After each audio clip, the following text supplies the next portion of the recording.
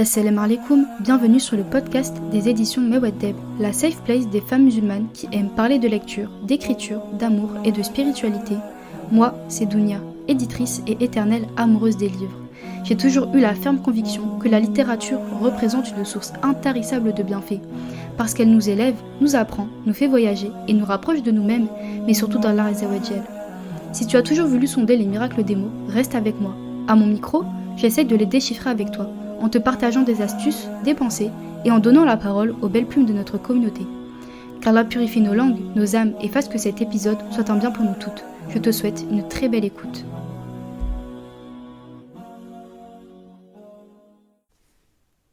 Si je te dis comédie romantique, si je te dis protagoniste musulman, si je te dis Toronto, et si je te dis orgueil et préjugés, normalement tu penses à un titre en particulier. Et oui, tu l'as peut-être deviné, mais le premier titre des éditions Mewaddeb n'est autre que la traduction française d'Aïcha Atlas de Ouzma Jalaluddin.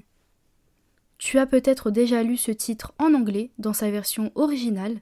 Eh bien, j'ai l'honneur de t'annoncer que ce petit bijou de la romance sera enfin disponible en français. Tu auras tout le loisir de pleurer à nouveau, de rêver à nouveau, de rire à nouveau en redécouvrant l'histoire en français. Et si tu ne connais pas du tout ce titre, ce sera pour toi l'occasion de le découvrir en te plongeant dans la halal romance qui, à mon sens, est peut-être l'une des meilleures. Aïcha Atlas, c'est ce livre qui a connu un très grand succès au Canada, mais aussi aux États-Unis, et qui revisite le classique intemporel de la littérature anglaise, Orgueil et préjugés de Jane Austen. Aïcha Atlas, c'est une comédie romantique contemporaine, moderne et surtout halal, qui revisite les classiques avec une touche d'humour et de tendresse. Aïcha Atlas, c'est cette romance qui explore l'équilibre fragile entre culture, religion et identité, devoir et désir, attentes sociales et aspirations personnelles. C'est un roman vibrant, aussi drôle qu'émouvant, qui nous plonge dans des réflexions sur l'identité, les choix et les secondes chances, qu'elles soient amicales, familiales, professionnelles ou encore amoureuses. Je ne t'en dis pas plus dans ce teasing, et si tu veux en savoir plus, je te laisse avec le résumé de cette histoire. Aïcha a renoncé à ses rêves de poésie pour un emploi stable de professeur afin de rembourser ses dettes. Célibataire à 27 ans, sa famille s'inquiète de son destin et lui rappelle sans cesse que sa jeune, belle et riche cousine, Hafsa, est sur le point de se marier. Mais Aïcha refuse de céder à la pression sociale. Tout bascule lorsqu'elle rencontre Khalid, un jeune homme séduisant et intelligent, mais aussi rigide et traditionnaliste. Ses opinions tranchées sur le mariage arrangé la mettent hors d'elle, mais Aïcha devine que ses certitudes cachent des blessures profondes. Dans un tourbillon de quiproquos, d'intrigues familiales et de surprises, les étincelles qui éclatent entre eux révèlent bien plus que des opposés irréconciliables.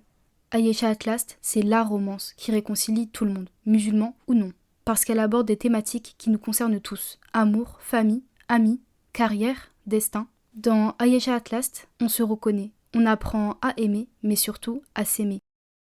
Je te donne rendez-vous le 21 mai en librairie pour te procurer Aïcha Atlas. Si tu veux aider Mewaddeb, tu peux déjà le précommander sur les sites internet des librairies comme Le Furet du Nord, Cultura, Amazon ou encore la Fnac.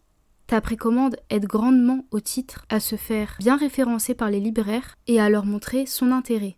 Grâce à vos précommandes, Mewaddeb gagne en visibilité et Aïcha Atlas peut prétendre à un meilleur classement dans les ventes. Je te donne rendez-vous donc le 21 mai en librairie pour parler d'amour et de poésie. Merci d'avoir écouté cet épisode. J'espère que tu l'as apprécié autant que moi et qu'il t'a apporté du bien. Si tu ne veux rien manquer du podcast des éditions Mewaddeb, abonne-toi et offre-lui de ton amour avec la note de ton choix. Si tu es un peu plus romantique, laisse-lui un mot doux dans l'espace commentaire ou bien par mail ou via nos réseaux sociaux. On se retrouve très bientôt pour un nouvel épisode. En attendant, je te souhaite de belles lectures, de belles séances d'écriture et une vie remplie d'amour. Qu'Allah te compte parmi ses bien-aimés. Prends soin de toi, à la prochaine, Inch'Allah.